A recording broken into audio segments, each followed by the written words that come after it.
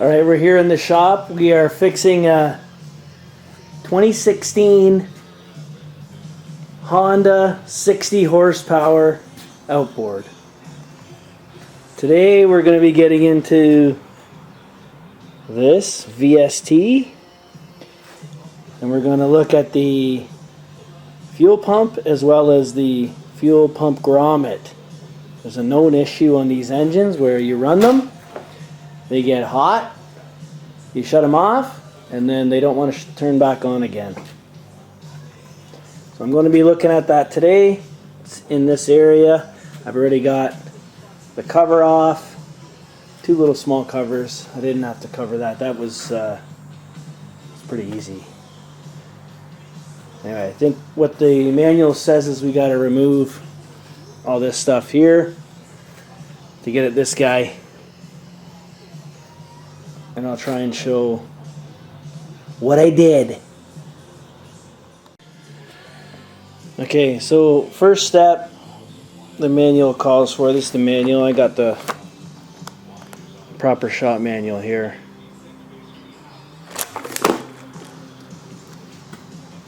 First thing is remove the covers, all that other crap, and then there's just a connector and then the throttle rod. Pretty easy.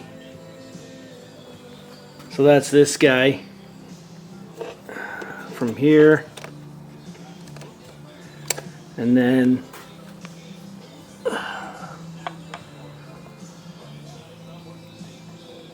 this guy from up in there. It was in there.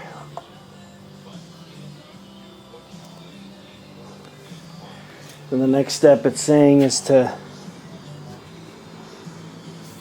take the fuel separator.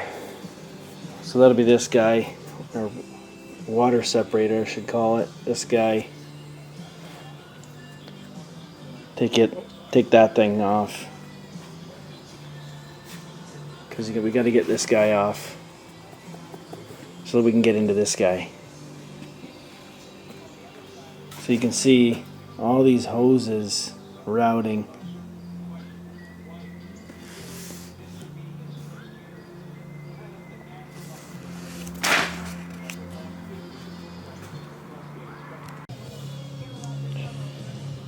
Okay, so the book actually doesn't say you have to remove all those hoses. It just says to get them out of the way. So there's a bunch of these where you just sort of have to get them out of the way. It says to get rid of a couple of electrical connectors, no big deal. Another one at the top, and then finally do the fuel hose at the fuel rail, and then finally these 6 bolts. So that's pretty much what I've done here. Pulled this stuff up, pull this guy off, disconnect these guys, and then so next I have to just take this off, and then the 6 bolts that hold this intake manifold on, and then it should just pop out, and then I've got access to that. Pretty easy. Something doesn't want to come. Something holding it. Something holding it in.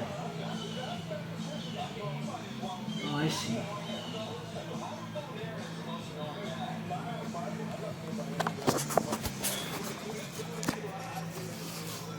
Trying to get this out. You can see it's loose, but I think what's happening is it's getting hung up down in here. This guy. See that? So the rest of this is all loose. All of it comes. Look at this. It's all that. So I'm going to put it into gear. Move that out of the way. Right in there.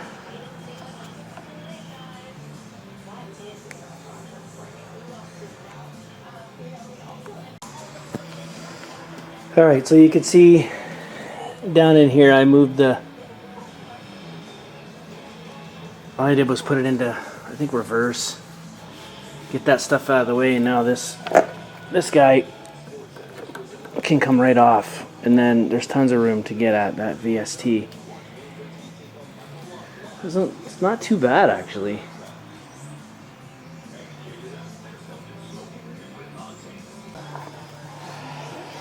Alright, that's what it looks like when you get the whole thing off. Quite a bit going on there. And now you can see there's lots of room on that engine to get at that VST. Bit of a pain in the ass. But it comes out, you gotta kind of slide it out from around those hoses. But it comes.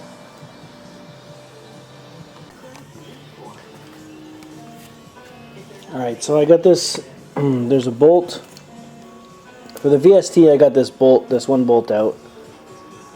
One that I'm pointing at there with my thumb. That's out. There's another one here that holds the VST in. Now I had to loosen this shift linkage mechanism. I didn't take it right out. You see there's a bolt there I loosened. And then I'm taking the VST bolt like this. And I'm hoping to get that out without taking all this stuff out. Probably not a big deal, but maybe just nice to leave it there, right? So anyway, yeah, it's kind of loose, but not falling off. And then we're gonna get this guy off, and then we'll take it apart, see what's inside it. There's a little filter in there, as well as a little rubber grommet that I'm after. And that's the reason why I'm taking this apart, because like I said at the beginning of the video, if you missed it, this thing starts awesome, runs great, zip around for about a half an hour, fishing, swimming, whatever, stop, you know, let it sit, and then doesn't want to start after. And do a lot of internet searches and on the forums, and they all say that in here there's a little rubber grommet that's connected to the gas pump, and it restricts flow. Alright, the last two things to take before you take the VST off are these little guys. There's one hose here which goes on the top, and then there's this hose here which goes on the bottom. Sorry for the terrible camera work.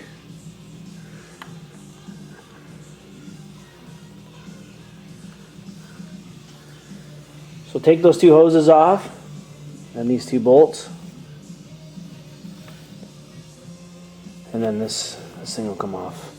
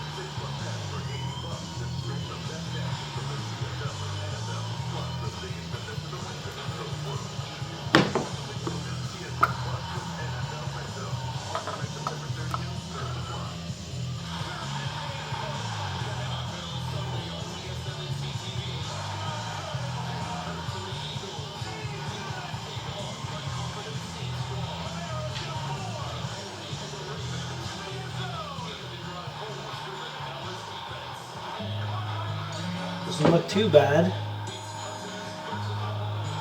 A lot of guys will say that screen gets clogged,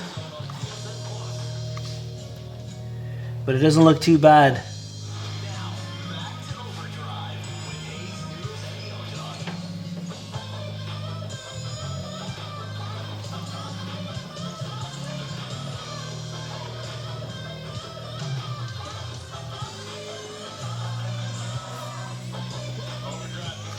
So then we're gonna remove those 3 screws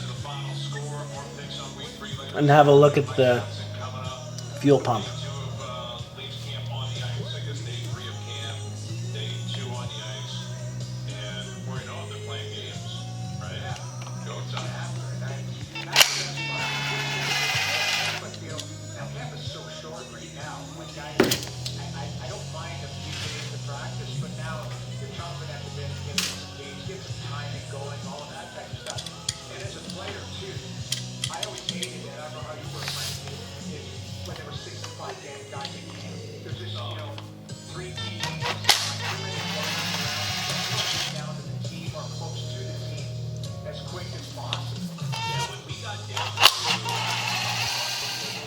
Alright, so I finally got this fuel pump out. It's just those 3 screws. 1, 2, 3, and if you look closely inside there, see if I can get the zoom to work. See that little hole? See if I can find something to point at it with.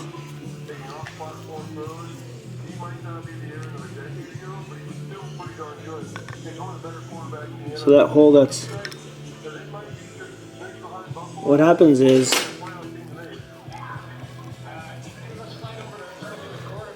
this rubber grommet, it's pressed. It's in there. Okay? And what happens is, see how that hole, it's off center. See if I can get some. There we go. So there it is. That hole, it's off center. The fuel has to come through this thing. Okay? So this thing's sitting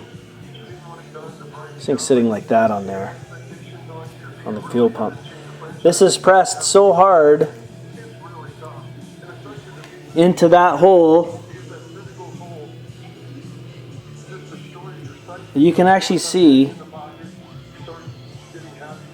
like a V. So it literally swells and then blocks the flow. It's exactly what it's doing. Gets hot, swells, blocks the flow. This is what everyone's been talking about on the forums and on the groups and whatever else. But I have yet to find a video on it. So I'm making it right now. Here I am. This is it. So what a lot of guys do is they cut this. I think that's what I'm going to do. They cut it back.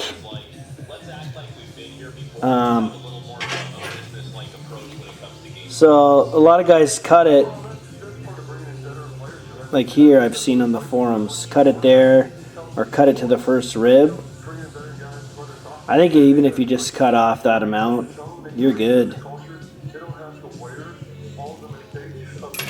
And I think that's my problem. When this thing heats up, it just does not want to start. Newer engine. Love the Honda, but I don't love this design.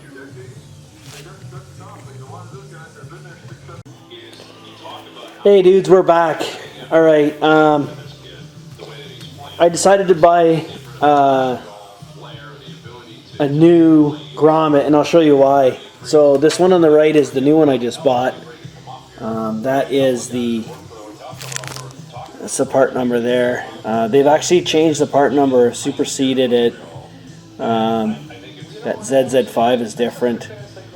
And then that 003 I suspect is third iteration because they've changed it so many times. But you can see I cut the first one.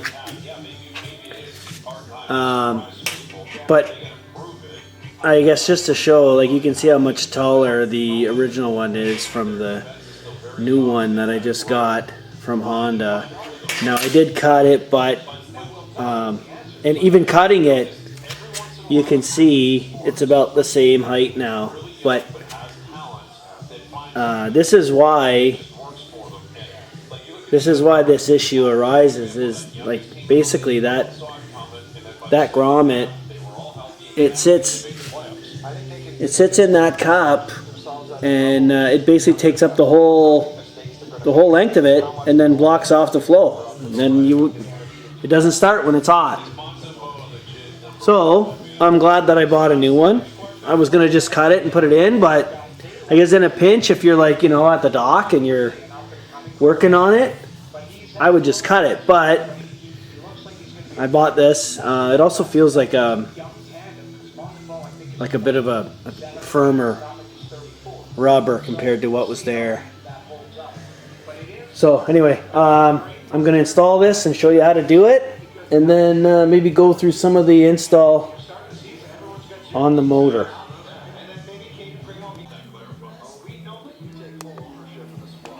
Alright, so I installed that new rubber grommet into the bottom cup there. It says in the manual to install the grommet first. I think it's easier that way. Some guys on the forum say to install it on the motor first. Well, I'm gonna do it this way, the way the manual says. You can see I've put a little bit of oil just on the end here. I used a 2-stroke oil, and the only reason I did was it's compatible with gas. So I don't know if, like, the manual doesn't say it, but I'm gonna do it. So basically this guy goes back in. We're using the 3 screws, and then I need to put the float back on. I just took it off because I didn't want to mess it up when I was trying to put the motor back in. It's kind of neat. That float is very similar to an old carburetor, which is kind of ironic on a new technology boat. Anyway, let's get this put back together. Okay, so I got the fuel pump on. So it's 3 screws. And then I put the float back on. Pretty easy. 2 screws. And then this cover just goes on like that. And then you put the screws in. Now, some people call these Phillips screws, and actually on a lot of these Japanese things, they're actually not Phillips. They have their own Japanese spec for that. And it's actually different. When you look at this, if you want to look it up, I know maybe this is covered on YouTube, other places, but they call it a JIS standard. So I bought these on Amazon, and they actually fit a lot nicer than a Phillips. Anyway, so keep that in mind if you're working on any Honda, Yamaha, Suzuki stuff. If you see a Phillips, you think, yeah, I'll just throw a Phillips screwdriver on there. That's what I got. And yeah, you know what? It'll work. But if you got something that's really stuck, it's probably best to use their JIS bit. Looks like a Phillips to me, but anyway. So that goes on there, and then it goes back on that bad boy. Yeah.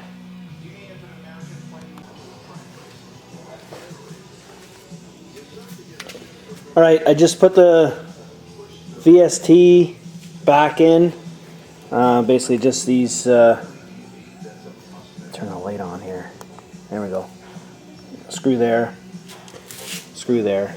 I had to, if you recall earlier, I had to loosen this and move it out. So tighten that back up. That's tight there and there with the 10mm head M6 bolts. Most people here on YouTube call those a 10mm bolt. They're actually a 10mm head. They're a 6mm diameter fastener called M6. So let's get a good look at this here before we put it back together. There's a lot of hoses and crap going on here. I didn't disconnect any of them. I left them all on. The only two I had to connect was this one and this one. And you can see the top one goes to the back, and then this shorty just goes in here. The rest of them I left attached, and then we just got to get the intake back on and then hook everything back up. A lot of dicking around just to get at that fuel pump. Don't forget also the fuel pump connector. There's a connector there that runs the fuel pump. Don't forget to connect that back up. If you do, it'll be tough to get back in there when the intake is on. See it in there. From what I've been told, all the electrical connectors on these engines, they're all different, so you can't mess them up, and they're all usually kind of in the right spot. So it's not like this, you know, can go down there or anything like that.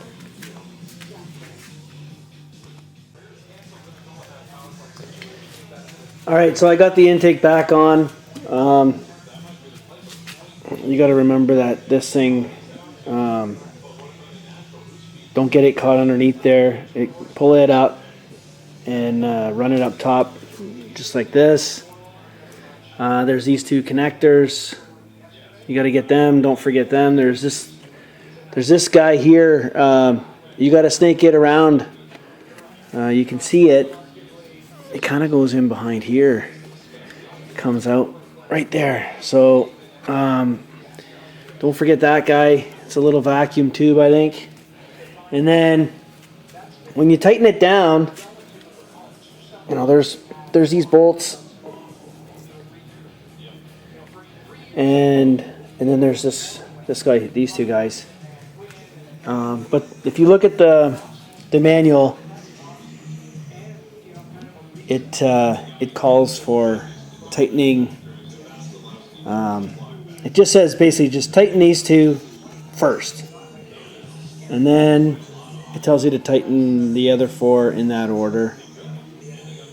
You can pause it and look at that, whatever. And then it says to put new O-rings, but I didn't. I just put I put a regular engine oil on it and screwed it in, just like that. You can see it there.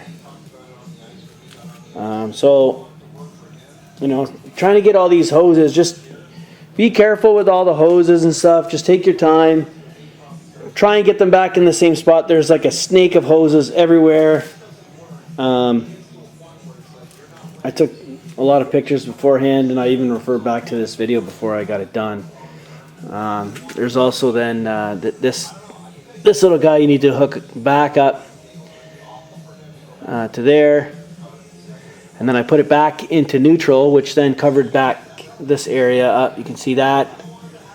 You remember at the beginning of the video we had it in reverse so that this moved up in here so we could pull that out. So next thing to do is just you know, get this filter and hoses hooked up, and then get the covers back on. So that's pretty much it.